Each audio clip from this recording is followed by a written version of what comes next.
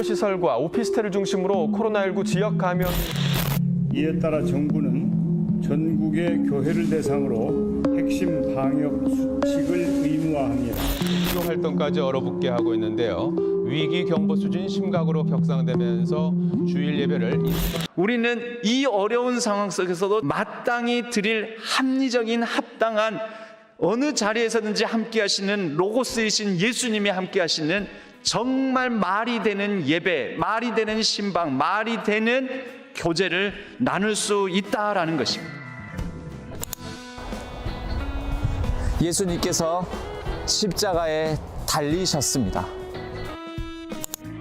아까 그 물령적 쪽에 있던 그 하천이 흘러서 여기로 흘러내려오는 거고요.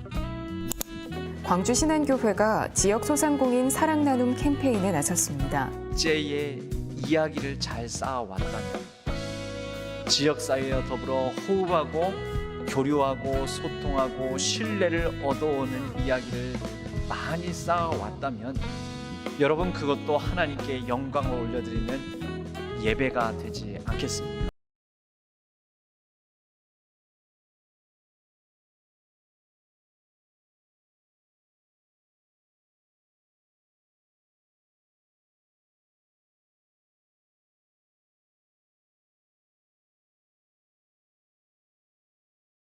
사목사목을 시청하고 계신 사랑하는 성도님들을 사랑하고 환영하고 축복합니다. 코로나라는 어려운 상황이지만 함께 모여 하나님을 찬양할 수 있음이 큰 기쁨입니다. 우리를 늘 지키시고 인도하시는 그 하나님을 오늘 이 밤 우리 함께 찬양했으면 좋겠습니다. 하나님은 너를 지키시는 자, 우리 함께 찬양합니다.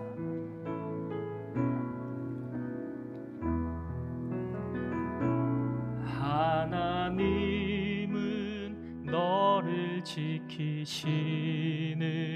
자, 너의 우편에 그늘 되시니 낮의 해와 밤의 달도 너를 해치 못하리. 하나님은 너를 지키시는 자, 너의 환난을 면케하시니 그가 너를 지키시리라. 너의 출입을 지키시리라. 눈을 들어 산을 보아라. 너의 도움 어디서 오나. 천지 지으심 너를 만드심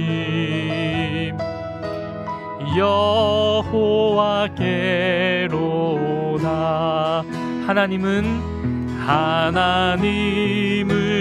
너를 지키시는 자, 너의 우편에 그늘 되시니 낮의 해와 밤의 달도 너를 해치 못하리. 하나님은 너를 지키시는 자, 너의 환난을 면케하시니 그가 너를 지키시리라. 너의 출입을 지키시리라. 눈을 들어 산을 보아라. 너의 도움 어디서 오나. 천지 지으신 너를 만드신 여호와께로. 눈을 들어 산을 보아라. 눈을 들어 산을 보아라. 너의 도움 어디서 오나. 천지 지으신 너를 만드신 여호와께로다. 주의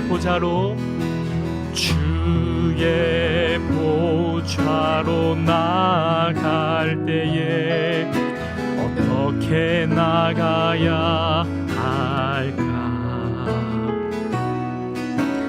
나를 구원한 주의 십자가, 그것을 믿으며 가네.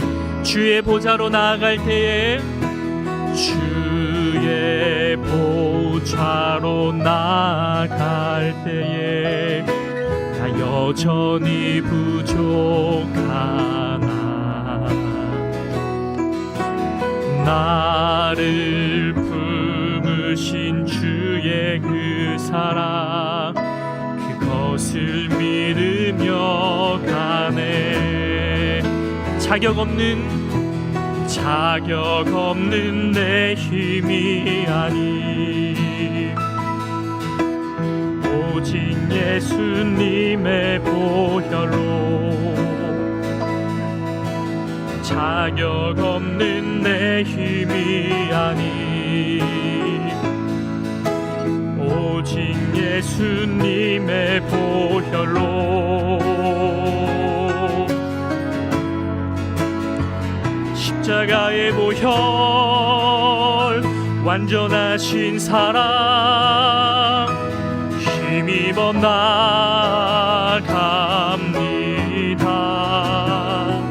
십자가의 보혈, 완전하신 사랑, 힘입어 예배합니다. 주의 보좌로 나아갈 때에, 주의 보좌로 나아갈 때에 어떻게 나가야 할까? 나를 구원한 주의 십자가, 그것을 믿으며 가네. 주의 보좌로 나아갈 때에, 주의 보좌로 나아갈 때에 나 여전히 부족하나. 나를 품으신 주의 그 사랑, 그것을 믿으며 가네. 자격 없는 내 힘이 아닌, 자격 없는 내 힘이 아닌, 아멘. 오직 예수님의 보혈로. 자격 없는 내 힘이 아닌 오직 예수님의 보혈로.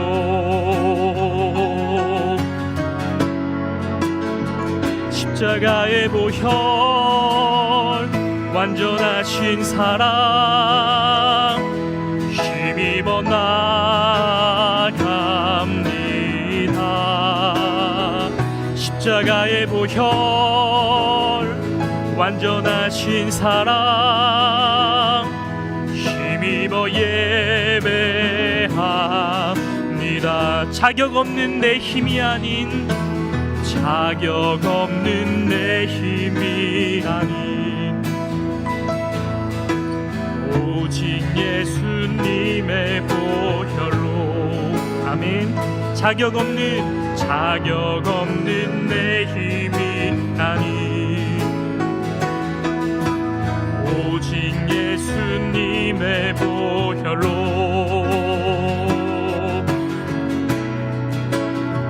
십자가의 보혈,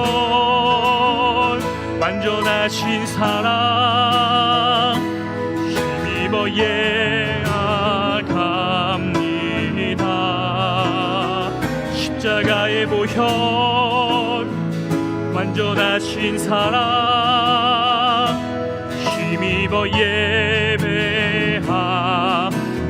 십자가의 보혈 완전하신 사랑 힘입어 나갑니다.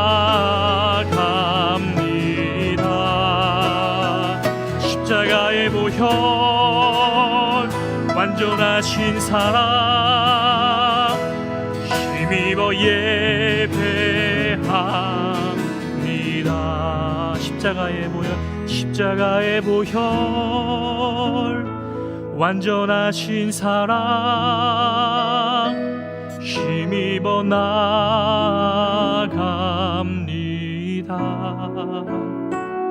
십자가의 보혈 완전하신 사랑 힘입어 예배합니다.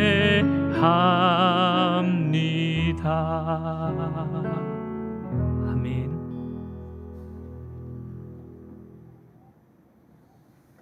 안녕하세요. 오늘은 사목사목 두 번째 시간입니다. 사목사목의 진행을 맡은 안선 목사입니다. 사목사목이란 뜻을 아시나요? 사목사목이란 말은 4명의 목사님들께서 4번의 목요일 동안 삶의 목적 이야기를 나눠주시는 시간입니다. 오늘은 광주 신안교회 정준 담임 목사님을 모셔서 그동안의 삶의 여정의 이야기를 들어보겠습니다. 우리 신안교회 성도님들, 또 실시간 유튜브 사목사목을 시청하고 계시는 분들은 열렬한 댓글로 질문해 주시기 바랍니다. 지금부터 사목사목 시작하겠습니다. 안녕하세요, 목사님. 네, 안녕하세요. 목사님에 대한 간단한 소개를 부탁드립니다. 제 간단한 소개는 말보다는 화면으로 나가고 있습니다. 화면상에 참고해 주시면 되겠습니다. 와, 목사님 과학고에 서울대 공부를 아주 잘하셨군요. 아주 부럽습니다. 목사님 광주에 이사 오실 때 눈이 많이 왔다고 했는데 혹시 어려움은 없으셨나요? 굉장히 어색하고 쑥스러운 자리이고 또 어색하고 쑥스러운 호칭인데요. 광주에 제가 부임할 때 작년 2020년 12월 29일 이제 부임 이사를 왔습니다. 그날 몇십 년 만에 광주에 폭설이 내렸다라고 하더라고요. 네. 정말 저도 광주 출신이긴 하지만 이렇게 눈이 많이 올 수가 있나 싶을 정도로 참으로 펑펑 쏟아지는 눈이 하염없이 원망스럽기까지 했었는데요. 전날 저는 먼저 내려오고 이삿짐은 그 다음 날 아침에 도착한다고 했는데 네. 도착하면서 저보고 이제 빨리 오라는 거예요. 그래서 가는 길이 평소 같으면 한 20분에서 25분 정도 걸리는데 그날은 한 2시간 정도 걸렸습니다. 그래서 야, 이렇게 눈이 많이 올 수가 있나, 광주에서 그것도. 그런데 이왕 눈이 많이 오는 것을 그렇게 한번 해석해 보았습니다. 예전에는 시집간 날 이렇게 네. 눈이 많이 내리면은 잘 산다라는 그런 말이 있다고 합니다. 저도 들어봤습니다. 네. 네. 그래서 아마 하나님께서 내가 이제 부임해서 이 신앙교회와 더불어 큰 복을 주시려나 보다. 아멘. 또 두 번째로는 신앙교회가 이 청빙 과정이 상당히 공전하면서 어려움이 많이 있었는데 네. 소복히 쌓인 눈처럼 하나님께서 많은 어려움과 아픔을 덮어주시려나 보다. 저는 그렇게 생각을 하게 되었습니다. 네, 맞습니다. 목사님 첫 부임 설교도 성도들이 없이 비대면으로 하셨다는데 어떠셨어요? 그렇죠. 저는 이전에 있던 교회에서 사임 설교, 사임 네. 인사도 비대면 온라인으로 하고요. 네. 또 부임해서 부임한 첫 주일 설교도 완전히 비대면 온라인 상황 속에 그런 가운데 이제 첫 인사를 드리게 되었는데요. 참으로 황망하죠. 당황스럽고 이게 뭔가 이런 생각을 많이 했습니다. 그런데 아마 그것이 또 다른 사명감으로 할 일이 참 많겠다. 이런 비대면 온라인 상황 속에 와서 네. 여러 가지 흩어지고 또 여러 가지 무너질 수도 있는 여러 상황들, 예배의 신앙의 믿음의 걸음걸음들을 잘 세워나가는 일을 해야 되겠다라는 거룩한 부담감을 많이 갖게 되었지요. 네. 이제부터 우리 목사님의 삶의 이야기를 들어보겠습니다. 첫 번째 주제는 고소미, 삶은 당하는 것이다라는 주제인데요. 목사님께서는 고소미를 안 드신다는 말을 들었습니다. 이 말이 무슨 말인가요, 목사님? 예, 고소미라는 과자, 사실은 저도 되게 좋아하는 과자인데요. 예, 달콤하고 고소한 과자이죠. 네. 근데 제가 이 고소를 안 좋아해요. 왜냐하면 많이 당했거든요.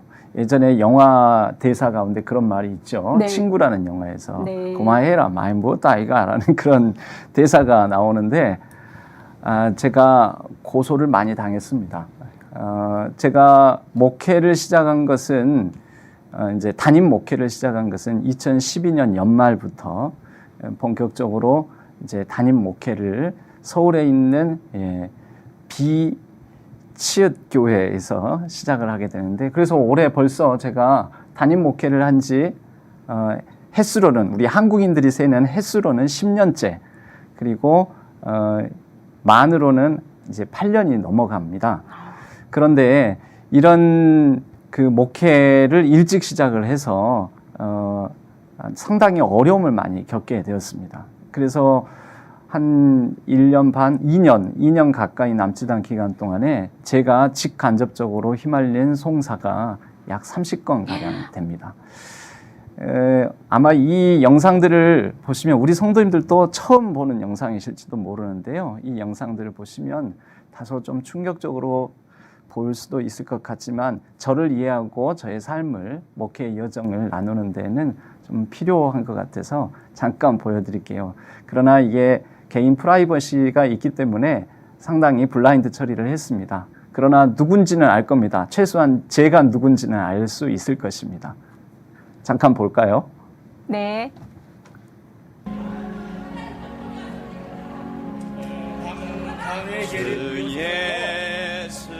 당회 계리 무효 소송 판결로 정준 목사는 더 이상 봉천계 담임 목사가 아닙니다. 바로 오늘부터 설교를 할 권리가 없고, 그러므로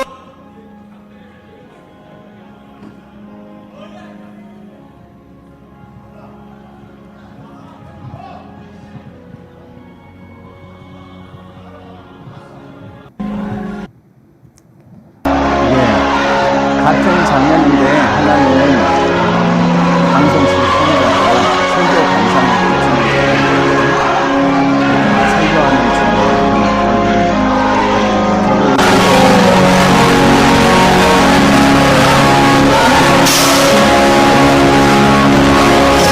그리고 이제 방금 직전에 봤던 이제 다른 영상은 전체 풀샷으로 본 영상이고요.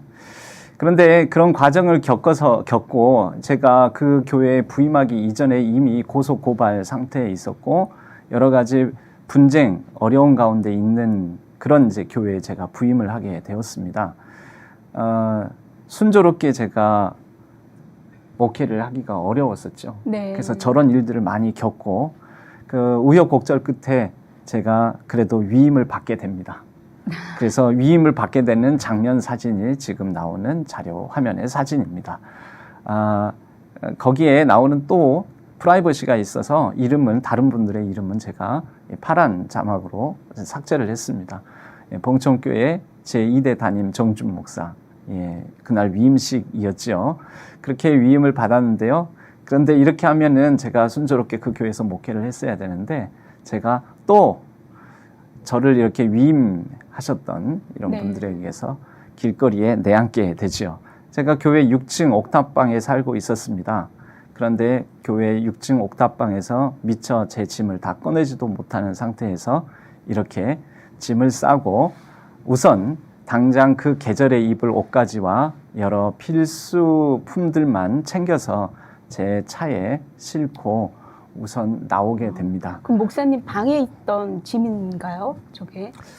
그렇죠. 네. 그런데 큰 가구나 대형 가전들은 옮기지를 못하고 당장 생필품 정도만 바리바리 싸가지고 차에 넣을 수 있는 한도까지 넣어서 이게 낮에 옮길 수가 없는 게 이미 제가 그분들 부딪히기도 힘들고 6층 옥탑방이었는데 3층까지만 엘리베이터가 있었어요. 네. 그러니까 6층에서 3층까지는 계단으로 내려와야 되고 또 뭐 이렇게 짐을 눈에 띄게끔 옮길 수가 없어서 그래서 밤에 아내와 같이 둘이 밤에 들어가서 밤 자정 넘어서 들어가서 짐을 바리바리 챙겨서 나오곤 했었습니다. 네. 그 기간이 한두 달 걸릴 줄 알았는데 1년을 이렇게 살게 됩니다. 그래서 1년 동안 말 그대로 길거리에 내앉은 삶을 살게 되죠. 이 길거리에 내앉은 삶 가운데에는 이제 많은 성도님들이 안타까워하시면서 그래도 우리 주일 오후에 모여서 같이 기도회라도 하면 좋겠다고 그래서 이렇게 길거리에서 예배를 드리게 되는데 말 그대로 길거리가 아니라 네. 예, 그때 모태 산부인과라는 곳이 있었는데 그곳의 원장님이 교회를 다니지 않는 분이었지만 이런 네. 딱한 사정을 보고 주일날 자신들의 산모 교육을 위한 공간이 있는데 그곳을 그냥 거저 써도 된다고 해서 이곳은 산모들 뭐 요가라든지 네. 또 이렇게 산모 특강을 하는 그런 장소입니다. 예, 그런 장소를 내주셔서 지하 1층이었는데요. 이곳에서 이제 이런 매주 그게 또 한두 달일 줄 알았는데 한 1년 가까이 이렇게 길거리 위에 삶을 살게 된 거죠. 근데 저렇게 함께 해주신 분들이 너무나 감사하네요. 이분들의 이제 구성이 좀 다양하긴 합니다. 네. 예. 봉천교회에 제가 정상적으로 복귀를 할 수 있을 거라고 생각하고 함께한 분들도 있었고요. 네. 그래서 그런 분들 또 다른 분들 일단은 같이 아파하고 가슴 아파하는 분들, 공감하는 분들 뭐 여러 다양한 분들이 있었는데요. 이런 일들을 겪으면서 1년간의 또 다른 길 위의 여정을 살다가 그 다음 결국 이제 교회를 더 처치라는 교회를 개척하게 되죠. 네. 분립 개척이었는데요. 예. 이런 결과 개척을 하고 난 다음에도 한 1, 2년간은 또 어려움을 겪습니다. 네. 왜냐하면 이렇게 개척을 한 것에 대해서도 이거 무효로 해달라는 소송이 또 걸리고 해서 예, 이런 예배당 전경입니다. 어려움을 네. 겪었었죠. 그 이후에 저는 이때 이 서울 지역을 떠나고 싶은 마음이 있어서 세종 지역에 젊은 가정들하고 같이 아파트 가정교회를 네. 또 같이 이뤘던 적이 있습니다. 목사님 저기는 교회가 아니라 집인 것 같은데요. 네, 40평 정도 되는 아파트의 거실입니다. 거실. 네. 거실에서 이렇게 교회 공동체, 믿음 공동체를 이뤄가면서 이런 시절을 보낸 적이 있습니다. 네. 제가 이제 이런 부분들을 이렇게 나누는 이유는요. 제 목회 여정만 놓고 보아도 삶이라는 게 그렇게 쉽지가 않더라고요. 네. 그리고 삶이라는 게 제가 이런 일을 겪고 싶고 길거리에 내앉고 싶고 소송당하고 싶고 그런 사람이 어디 있겠습니까? 네, 맞습니다. 삶은 계획대로 되지 않고 삶은 당하는 거다. 저는 우리 교인들에게도 그런 얘기를 하는데요. 우리 신앙의 삶을 신앙의 기준으로 봐도 한 3가지 정도로 볼 수 있는데 네. 시제는 현재형이다. 과거가 어떻든 우리는 또 오늘 현재, 오늘을 살아가는 거다. 현재 진행형의 삶, 현재 진행형으로 역사하시는 하나님, 내 삶의 현재형의 하나님, 그 하나님을 우리는 붙들고 살아가는 거다. 그러나 우리의 삶에 주어지는 많은 태, 문법적으로 보면 삶의 태, 능동태가 있고 수동태가 있잖아요. 네. 능동태는 내가, 나가 주어가 되는 거고 수동태는 내가 당하는 목적어가 되는 것인데 우리의 삶이라는 게 태어남부터가 내 마음대로 태어나는 게 아니잖아요. 네, 맞습니다. 죽는 것도 마음대로 죽는 게 아니잖아요. 그러고 보면 삶이라는 것은 가장 중요한 시작과 마지막, 마침까지가 이렇게 수동태로 주어졌듯이 그 사이를 채우는 우리의 많은 주어진 삶은 병에 걸리고 아프고 고난당하고 뭐 저 같은 경우에는 소송당하고 분쟁과 어려움들을 당하고 여러 가지 일들이 수동태인 것 같다. 그런 네. 생각을 많이 합니다. 그리고 이제 마지막으로는 법, 우리의 삶의 신앙의 문법은 명령법이다. 예, 그 가운데서도 그래도 하나님께서 주신 생명과 소명이 있어서 하나님의 뜻에 따라서 살아가는 법이 있다라는 것이죠. 저는 우선 제 삶의 이야기를 시작하면서 이 이야기, 삶은 수동태다, 당하는 거다. 네. 이런 당하는 삶에 대한 얘기들을 먼저 꺼내드리고 싶습니다. 이런 가운데 굉장히 많은 어려움을 겪고 이제 마지막이 결정판이 있어요. 그게 뭐냐면 이때 제가 많이 무너지게 되는데요. 그 전까지 그래도 의연하게 나름대로 잘 버텨내다가 제 아내가 난소암으로 큰 수술을 하게 되는 일이 일어나게 됩니다. 2017년 11월의 일이죠. 참 공교롭게도 삶은 잔인한 것이 제가 이때의 사진을 한 장 남겼는데요. 아내가 들어갈 때 나중에 들어갈 때는 간단한 수술인 줄 알고 한 1시간 반가량이면 끝날 겁니다 하고 들어갔어요. 근데 30분 만에 의사가 나와서 10시간 이상 걸릴 것 같습니다. 그러는 거예요. 들어갈 때 그래서 이 사진을 남긴 것도요. 금방 끝날 거다라고 해서 아내한테 나중에 보여줘야지 하는 마음으로 찍어놨는데 예, 들어간 곳이 난소암이었기 때문에 수술실, 분만실 같이 써져 있는데 참 이게 삶의 아이러니하죠. 네. 수술실, 예, 저희 아내는 암을 제거하기 위해 들어간 수술실이었습니다. 그런데 누군가에게는 이곳이 생명의 잉태와 탄생을 나타내는 분만실이었던 거죠.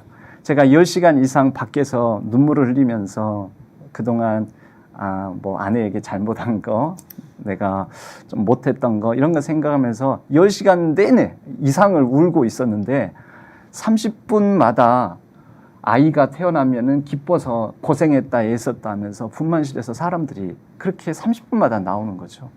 이 삶의 역사를 어떻게 이해해야 됩니까? 저는 여기에서 많이 깨졌죠. 많이 생각을 했고요. 야, 삶은 진짜 당하는 거다.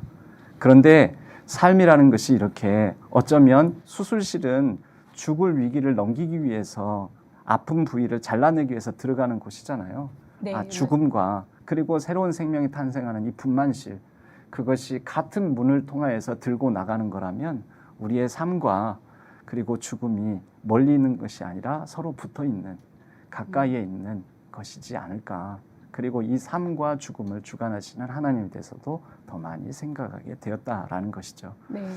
참으로 많이 힘들었는데요. 이 많이 힘든 시간들을 저희는 어쩌면 아내랑 더불어 같이 버텨냈습니다. 이 버텨내면서 저희가 굉장히 많이 불렀고 많이 들었던 찬양이 있습니다. 그래서 그 찬양을 한번 나눠도 될까요? 그럼요, 목사님. 근데 목사님께서 머리는 희시지만 그래도 10년 전에 담임 목회를 나가셔서 승승장구하셨는 줄 알았는데 이렇게 삶은 수동태라는 말씀이 참으로 마음에 와닿습니다. 우리 정준 목사님과 김준하 사모님의 찬양의 시간이 있겠습니다. 그 찬양곡은 내가 죽지 않고 살아서입니다. 우리 은혜로운 찬양을 듣고 또 말을 이어가겠습니다.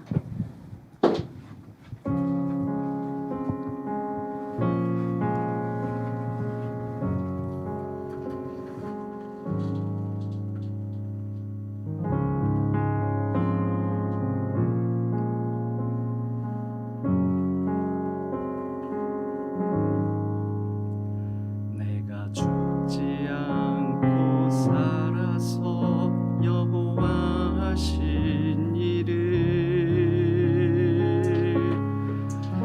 내가 죽지 않고 살아서 여호와의 일을,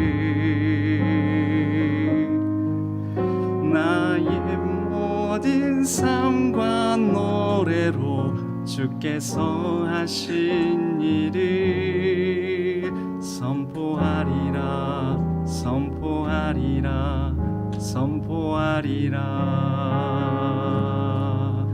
내가 죽지 않고 살아서 여호와의 영광을, 내가 죽지 않고 살아서 여호와의 영광을, 나의 모든 삶과 노래로 주께서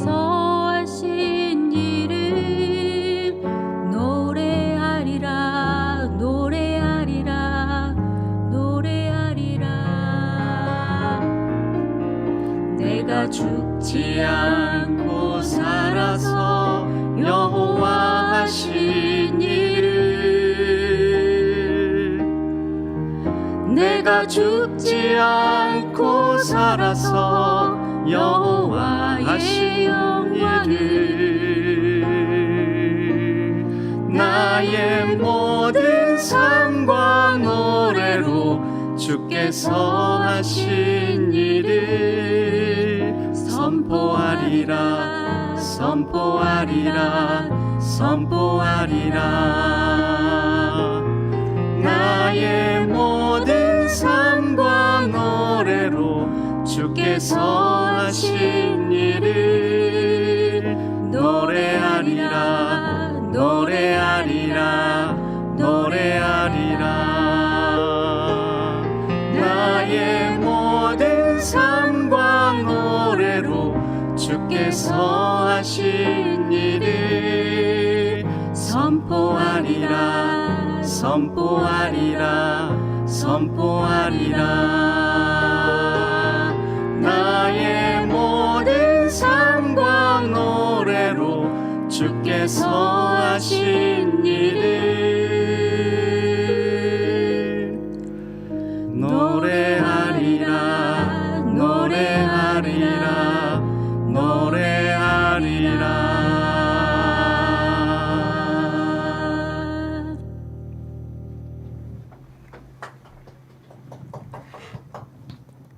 너무나 은혜로운 찬양이었습니다. 우리 함께 해주신 김준하 사모님께 감사를 드립니다. 우리 두 번째 주제는 길 위의 삶, 온전히의 시간입니다. 고소미뿐만 아니라 엎친 데 덮친 격으로 우리 사모님에게도 어려운 일이 있으셨습니다. 목사님의 삶에서 가장 모든 것을 내려놓게 한 큰 아픔이 사모님 이야기였습니다. 우리 길 위의 삶과 온전히가 의미하는 것이 무엇인지 목사님께 들어보겠습니다. 예, 삶이란 사실 내 마음대로 내 뜻대로 계획되는 것이 아니고요. 제가 제 나름대로는 아까 저보고 뭐 좋은 학교를 나왔다라는 것, 제가 공부를 좀 잘했다라는 것 때문에 또 제가 이전에 들었던 얘기가 이전에 있었던 부교육자 생활했던 교회에서는 엄친나라는 말도 많이 듣고 했었습니다. 그런데 우리는 그 사람의 삶의 이야기를 다 모르지 않습니까? 네. 그래서 쉽게 오해도 하고 또 판단도 하기도 일수인데요. 예, 공부는 나름대로 쉽더라고요. 이유가요. 아니, 다른 이유가 아니고요. 공부는 네. 그래도 내가 한 것만큼 결과가 나오는 거잖아요. 저는 안 나오던데요, 목사님. 그렇습니까? 제가 지금 재수 없는 얘기를 한 겁니까? 아닙니다.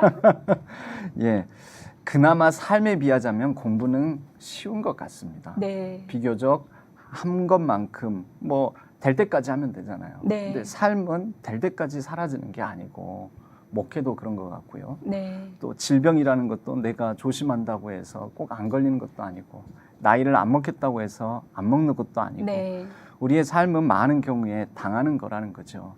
제가 여러 목회적 어려움들도 겪고 또 심지어 제 아내까지 아프고 난 다음에 참 생각 같아서는 삶에 대한 어떤 소망, 끈을 놓고 싶은 마음이 굉장히 커지더라고요. 네. 제가 가사를 좀 틀렸는데요. 가사를 틀린 이유가 이게 또 제가 이게 진지하게 그 전에 삶을 회상하고 얘기를 하다 보니까 약간 좀 복받치는 것도 있고 예, 감정이입이 되는 면도 있어가지고 제가 조금 놓쳤습니다. 양해해 주시기 바랍니다. 그런데 이렇게 살아가면서 보니까 제가 그때 아내와 더불어서 붙들면서 붙들었던 말씀이 그거였었어요. 시편 118편 17절의 말씀, 내가 죽지 않고 살아서 여호와께서 하시는 일을 선포하리로다. 아멘. 라는 이 말씀을 많이 붙들었었는데요. 그런데 이 말씀에 제가 이 길 위의 삶에 대한 답이 들어있어요. 네. 뭐냐면 일단 살아있자. 그냥 버티고 살자. 숨만 건강하게 쉬고라도 살아있자. 네. 그런데 이러다간 생각이나 마음까지 상해서 망가질지도 모르겠다. 안에 아프고 나니까 더 그런 생각이 드는 거예요. 그럴 것 같아요. 내 옆에 있는 사람 망가지고 죽어가고 있는 것도 내가 모르고 나는 내 고난, 내 아픔, 내 어떤 좌절, 실망에 빠져서 내가 그런 무기력한 삶을 살아가고 있는 이런 내 모습을 내 아내도 기뻐하지 않을 뿐만 아니라 스트레스를 많이 받았을 것이고 하나님도 기뻐하시지 않겠다. 그래서 제가 찾은 방법이 뭐냐면 길 밖으로 많이 나갑니다. 길 밖으로 쫓겨났는데 길 밖으로 네. 일부러 나간다. 예. 남에게 당해서 길 밖으로 나가면 굉장히 괴롭습니다. 그런데 네. 제가 일부러 길 밖으로 나가기 시작한 거죠. 살기 위해서. 살기 위해서요. 네. 예. 죽지 않고 살아야 되겠다. 네. 죽지 않고 살기 위해서는 일단 건강한 몸과 건강한 정신을 가지고 살아야 되겠다.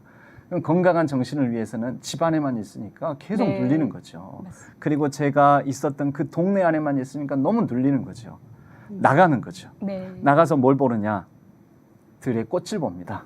아, 그리고 오래된 고목 나무들을 봅니다. 저는 지금도 그래서 한 100년, 200년, 300년 된 나무들을 보면은 마음이 막 달라집니다. 네. 그 생존해 있는 존재해왔던 오래 살아남은 그 자체만으로도 이 나무는 의미가 있다, 가치 있다. 그리고 자연 환경들을 이렇게 보면서 지금 쭉 제가 찍은 사진들이고요. 그렇게 길 위의 삶을 걸으면서 네, 찍었던 사진들. 뭐 하나하나 꽃 이름이라도 부르면 예, 이거는 샤스타 데이지라는 꽃이고요. 예, 600마지기 청옥산 전망대라는 곳에서 찍은 것입니다. 그리고 예, 이 꽃 이름 아시나요 혹시? 모릅니다. 예, 백일홍은 아시죠? 네, 압니다. 예, 이건 천일홍입니다. 예. 아, 천일홍이라는 네. 꽃이고요. 예. 이 꽃 아세요 혹시? 목사님 죄송하지만 제가 여자 하지 않습니다.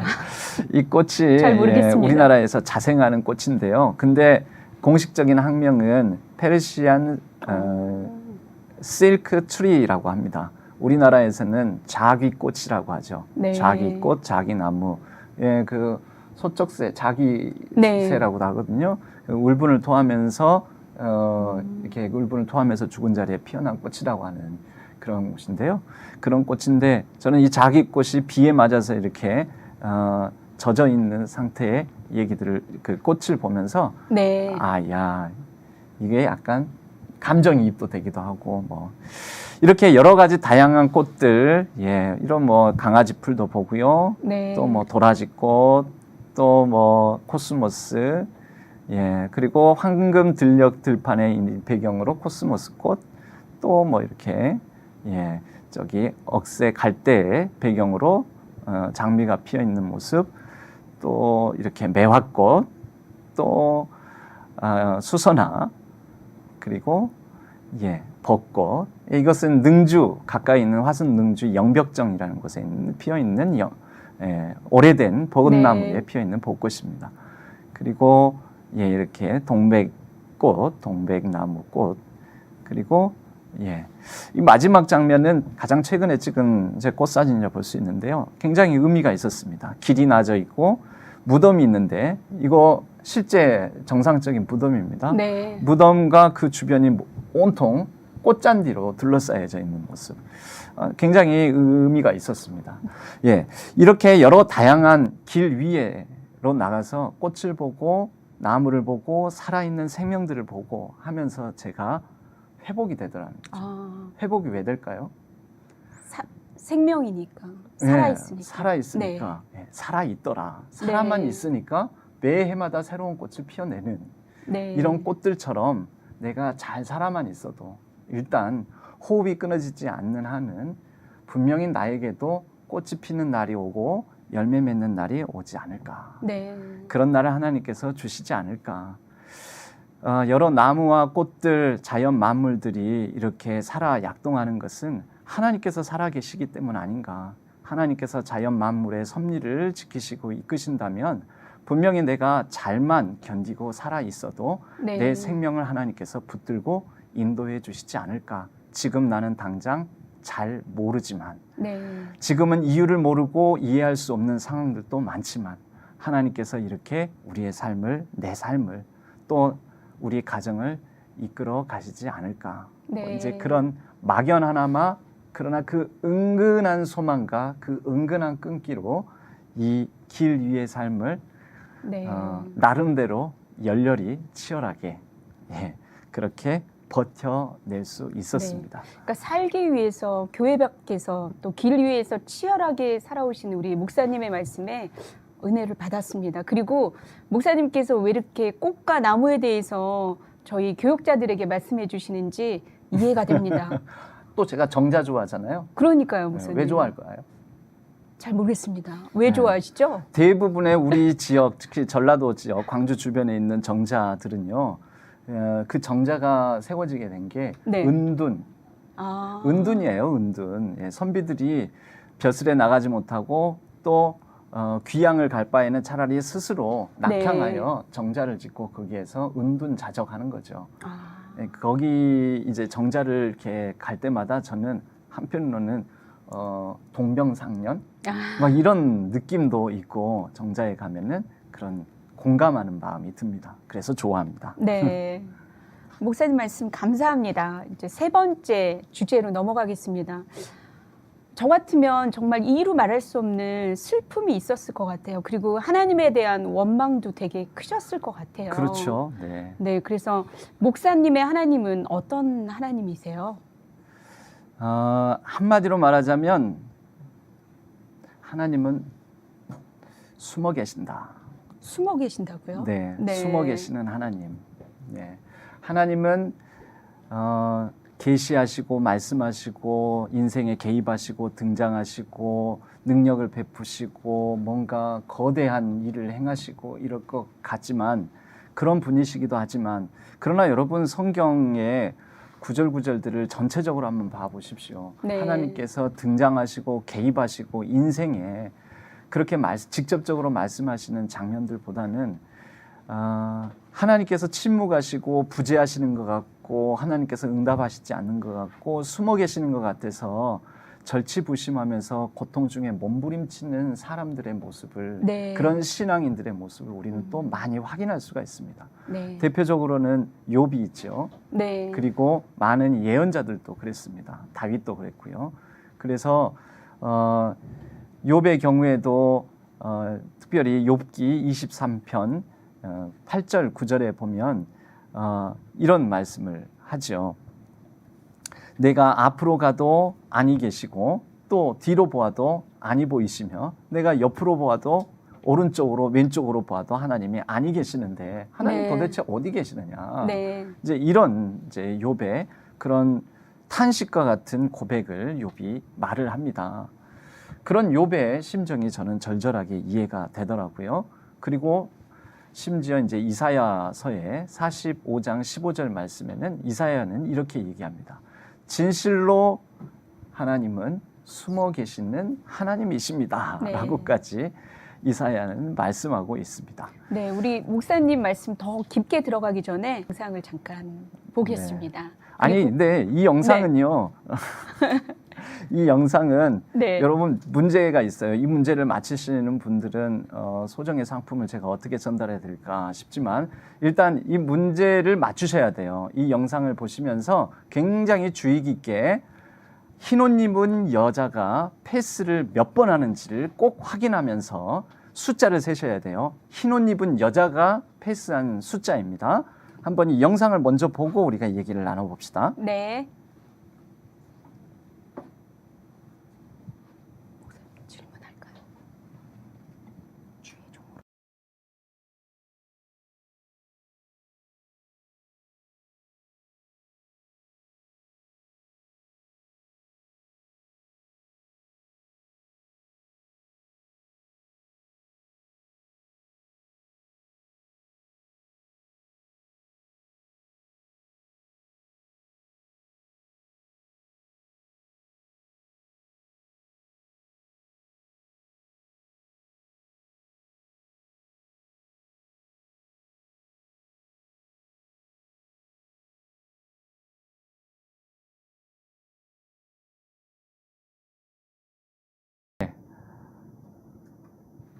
지금 이제 제 음성 나가고 있죠?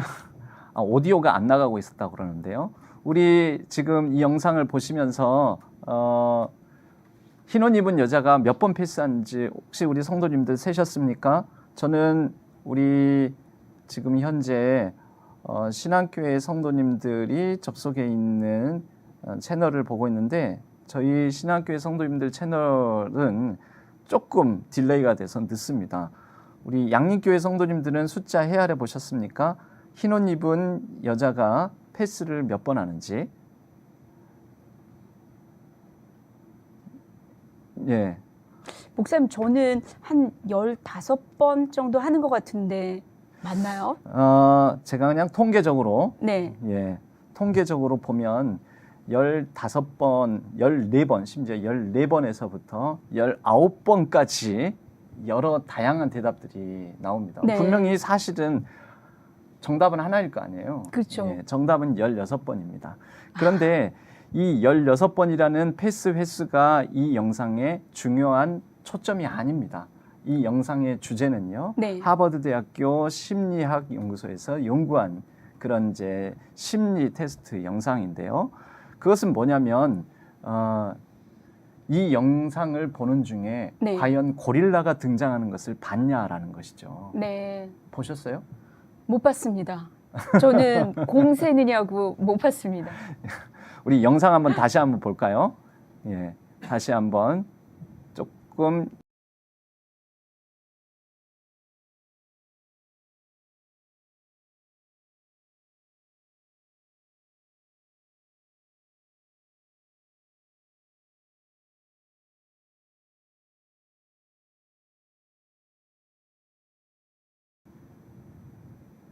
예, 이렇게 이제 패스를 합니다. 네. 패스를 하는데요. 패스하는 거 말고요. 이제 고릴라 등장하는 걸 보세요. 똑같은 영상입니다. 자, 이쯤에서 이제 고릴라가 이렇게 나타나서요. 고릴라 복장을 한 사람이 나타나서 우와 하면서 가슴을 두드리고 지나가죠. 네. 예. 이거 보셨냐라는 거예요. 우리 성도님들. 예. 이거 못 본 분들이 최소한 절반 이상입니다. 네. 제가 정답부터 말하자면 하버드대학교에서 이 심리 실험을 해보니까 이 고릴라를 못 본 사람들이 60% 이상이라는 것입니다. 왜 못 봤을까요? 공 패스하는 것만 그렇죠. 그것에 주의 집중을 하느라고. 이것을 선택적 주의 집중의 오류라고 합니다. 네. 저는 우리의 신앙생활에도 이런 선택적 주의 집중의 오류가 많이 일어난다라고 생각을 하는데요. 고릴라를 하나님이라고 지칭한다면 좀 불경해 보일지는 모르지만 그러나 우리는 이 고릴라를 놓치듯이 하나님께서 우리 가운데 일하시고 역사하시는 것을 많이 놓칩니다. 네. 왜일까요? 내 문제, 내 아픔, 내 고통, 내 슬픔, 내 욕망, 내 중심적인 생각들로 인해서 우리는 그것에만 관심을 집중하고 있으니 내 주변에서 하나님께서 때로는 더 크게, 때로는 더 은밀하게, 때로는 조용히 속삭이듯 일하는 것을 우리는 듣지도 알지도 보지도 못한다라는 것이죠. 네. 이런 선택적 주의 집중의 오류를 저는 특히 이 영상을 통해서 확인하면서 어쩌면 하나님께서 지금 당장은 나와 동행하시지 않는 것 같고 내 삶에 역사하시지 않는 것 같고 내게 이렇게 침묵하시는 것 같고 부재하시는 것 같지만 네. 저는 꽃과 나무, 들과 산에 피어있는 네. 여러 가지 자연 만물과 생명들을 보면서 하나님은 살아 계실 거다. 아멘. 살아 계신다. 그리고 이러한 꽃과 나무 지저귀는 새들에게 역사하시는 하나님이라면 내 삶에도 나에게도 분명히 역사하실 것이다. 라는 막연하지만 그러한 생각을 품게 되었습니다. 네. 그래서 아마 다윗도 하나님 어느 때까지입니까? 언제까지입니까? 왜입니까? 하면서 그렇게 몸부림을 쳤지만 그러나 이 하나님을 놓칠 수도 없고 하나님과의 씨름을 포기할 수도 없어서 그는 그렇게도 많은 시편을 남겼던 것 같고요. 네. 그런 가운데서 남긴 시편이 우리에게는 주옥 같은 영성의 보고가 되지 않습니까? 그와 같이 하나님께서 내 삶에 10여 년 전 목회를 시작할 때 이후로 내게도 하나님께서 나만 고백할 수 있는 하나님으로 그러한 고백으로 내용으로 나에게 특별한 시편을 주신 것이 아닐까 그렇게 생각을 네. 하게 되었습니다. 그럼 목사님 이제 숨바꼭질은 끝나신 건가요?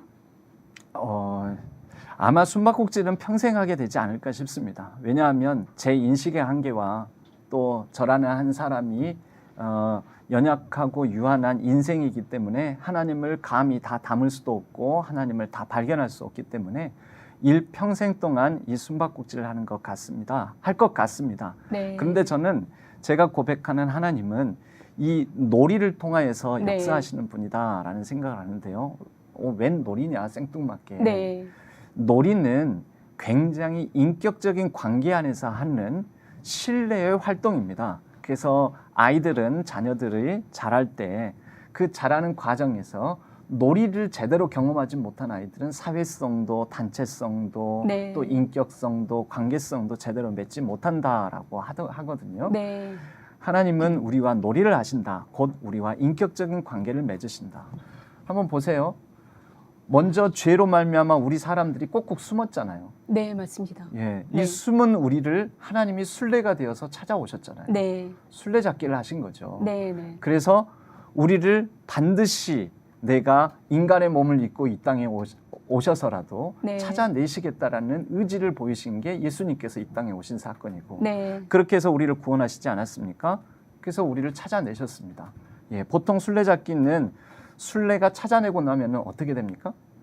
순례가 바뀌죠. 그렇죠. 네. 이제 순례 체인지가 일어나죠. 네. 예, 바로 그런 구원의 하나님, 나를 찾아주신 하나님을 만나면서부터 우리는 순례가 바뀝니다. 네. 그러므로 이제는 내가 순례가 되어서 하나님을 찾아 나서게 되는 거죠. 네. 예, 저는 이 언어 유희를 사용해서요. 순례잡기는 곧 순례의 걸음이다. 순례는 곧 또 길 위의 여정이요. 온전히 우리의 하나님을 찾아 나서는 여정의 삶의 과정 네. 중에 있다라고 네. 해석을 해봅니다. 네. 저희가 또 한 가지만 더 말씀을 드리면 하나님은 수수께끼 놀이를 우리와 하시는 분이다라는 생각도 하는데요. 그건 뭐냐면 하나님은 문제를 내세요. 네. 이거 한번 맞춰볼래? 이거 한번 풀어볼래? 그런데 우리가 어리고 믿음이 연약할 때는 좀 쉬운 문제를 내주시는데요. 네. 하나를 풀고 하나를 해결하고 나면 하나님은 그 다음 단계에 좀 더 어려운 문제를 내시는 것 같아요.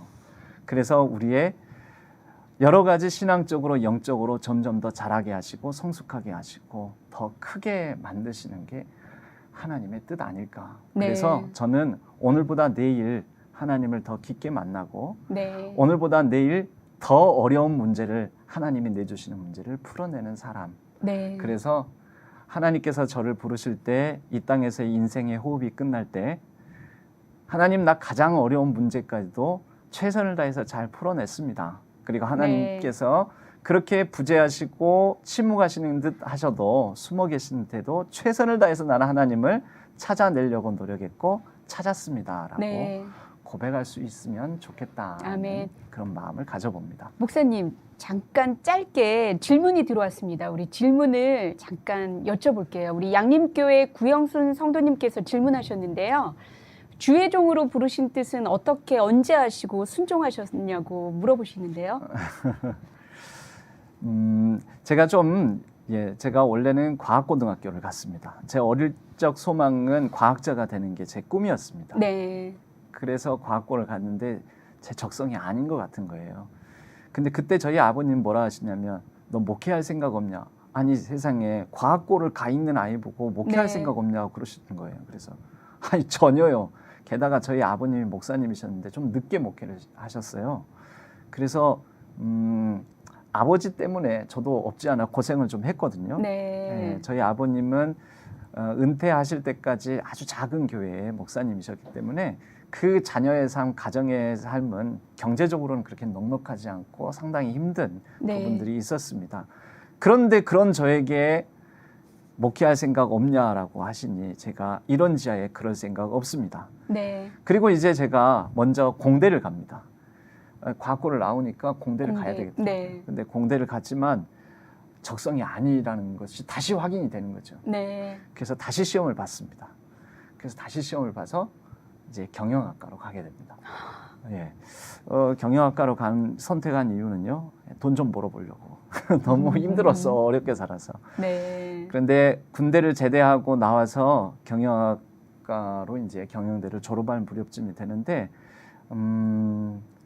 그 뭔가 그 막연한 불안감 내지는 막연한 부르심 같으면서도 그 은근과 끈기로 나를 찾으시는 것 같은 느낌적인 느낌. 네. 그래서 제가 그때 생각을 했죠. 우리 아버지처럼 네. 처자식이 있는 가운데서 목회를 늦게 시작하면 처자식이 더 고생한다. 아. 그러지 말고 내 대학교 졸업하고 나서 바로 그래도 순종하는 게 낫지 않을까. 네. 이런 불안감이 저로 하여금 경영학과를 졸업하고 경영대를 졸업하고 목회 길을 가는 게 낫겠다. 이제 이런 마음을 그때 네. 결단을 하게 되었습니다. 목사님 짧게 한 가지만 더 여쭤보겠습니다. 목사님은 어려운 일을 겪고 나신 후 사람들을 어떻게 대하시는지 궁금하다고 우리 이숙기 권사님께서 질문해 주셨습니다. 사람들이요. 네. 일단 여러분, 저는 하나님을 믿습니다.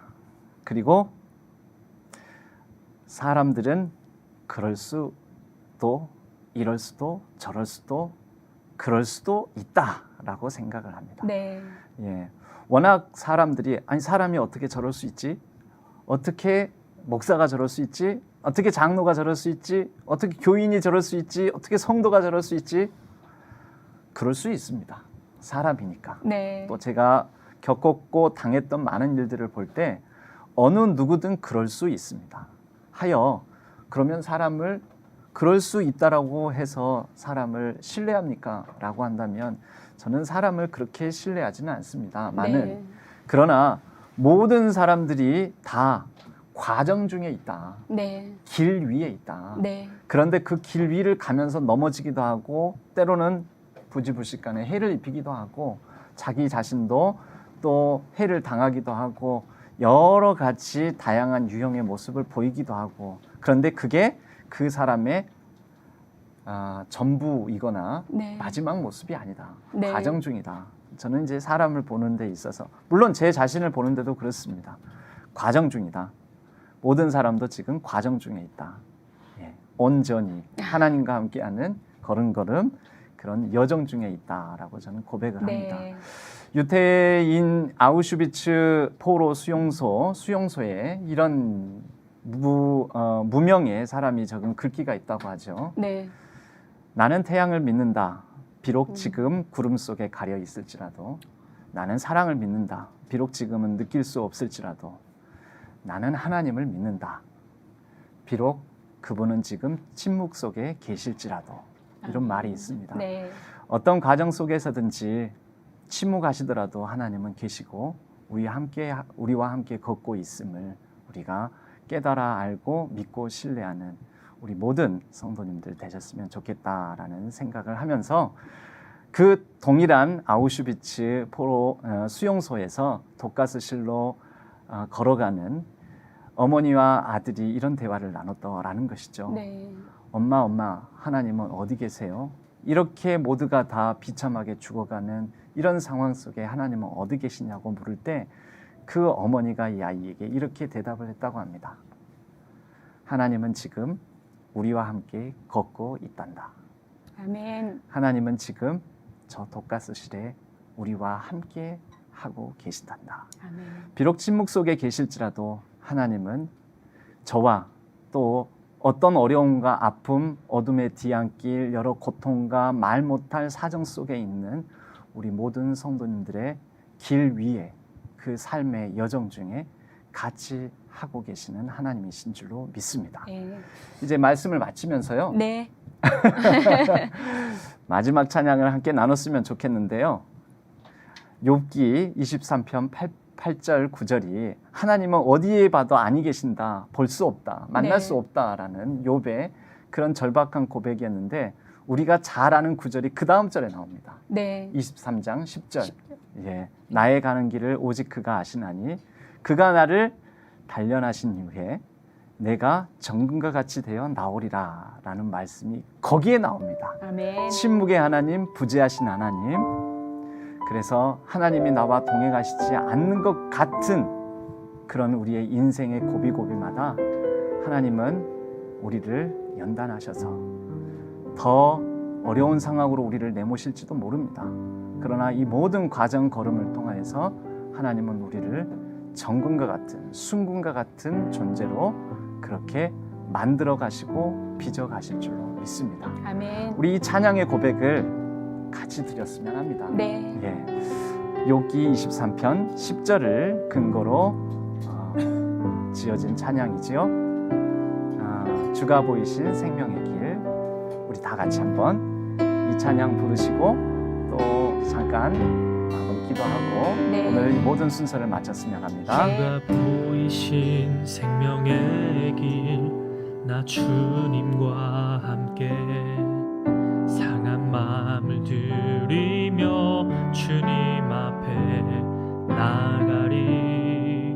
나의 의로움이 되신 주 그 이름 예수, 나의 길이 되신 이름 예수.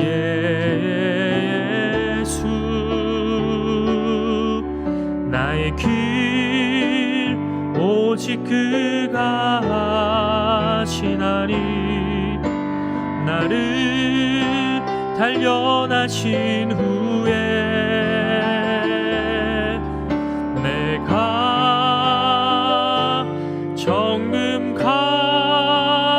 정금같이 나오리라.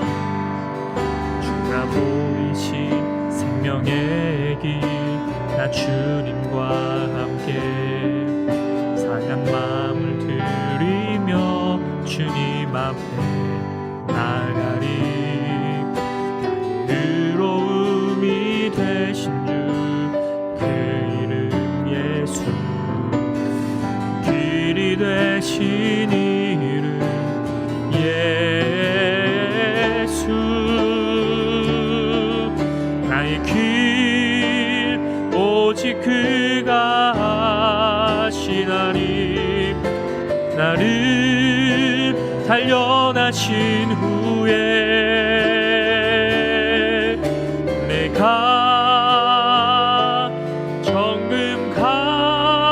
정금같이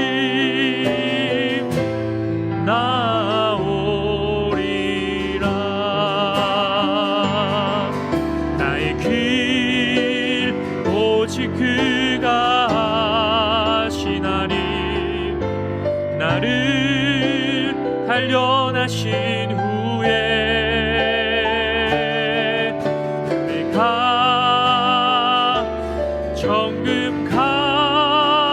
정금같이 나오리라. 나의 길 오직 그가 하시나니. 나를 단련하신 후에 내가 정금같이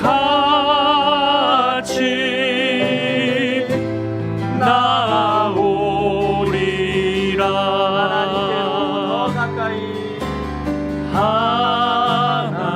하나님께로 더 가까이 갑니다. 고통 가운데 계신 주님, 변함없는 주님의 크신 사랑, 영원히 주님만을 다 같이 우리 각자의 처소에서 우리 두 손을 모으고 두 손을 들고 하나님께로 더 가까이 갑니다. 고통 가운데 계신 주님, 변함없는 주님의 크신 사랑, 영원히 주님만을 한 번만 더 찬양할까요? 하나님께로 더 가까이 하나님께로 더 가까이 갑니다.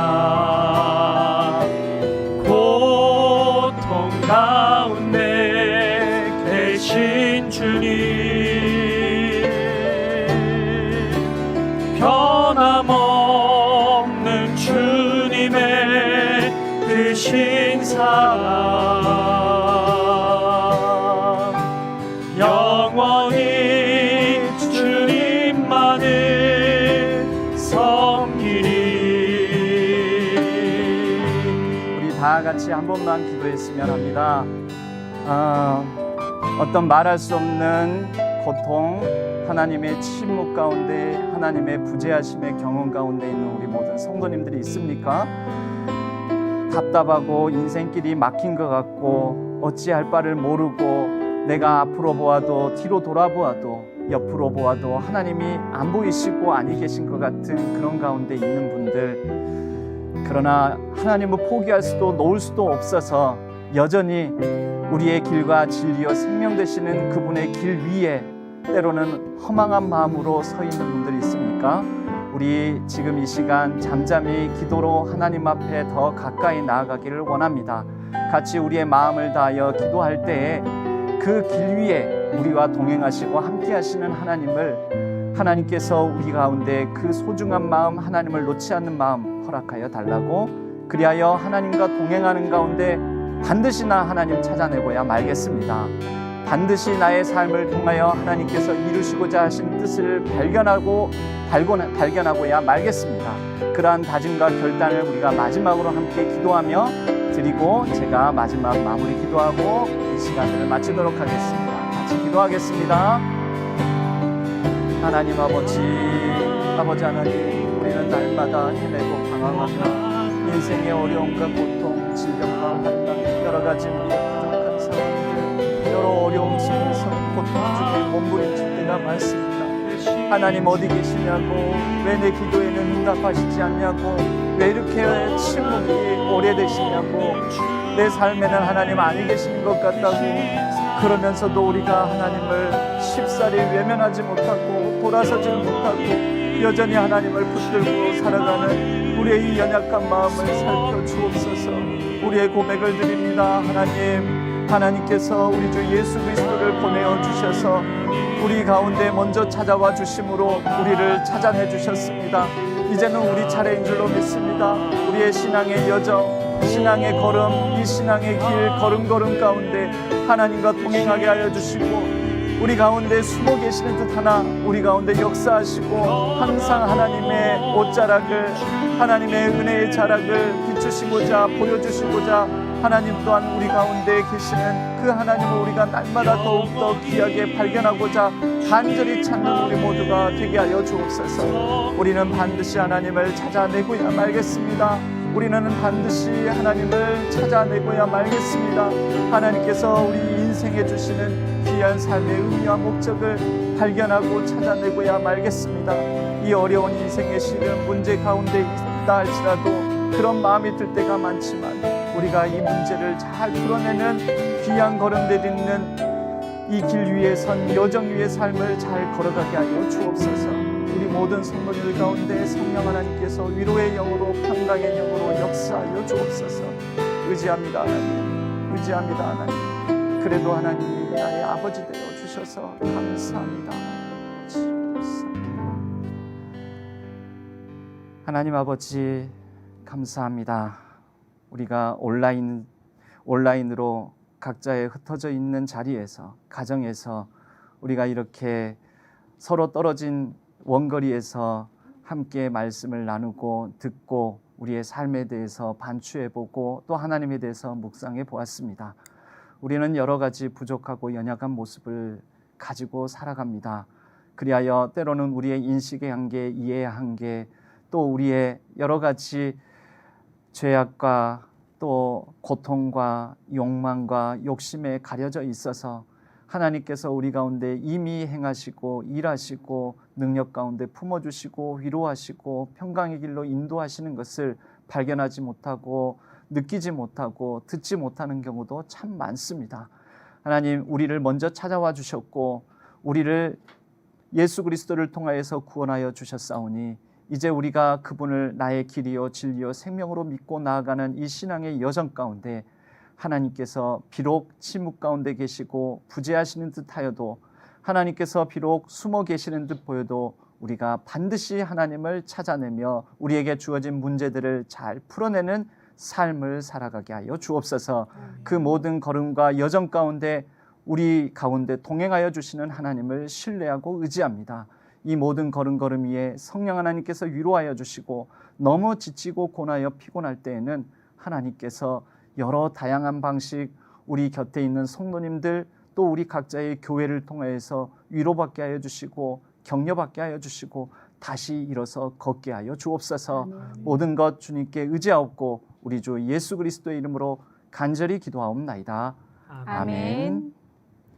지금까지 광주 신안교회 담임 목사님이신 정준 목사님과 함께였습니다. 감사합니다.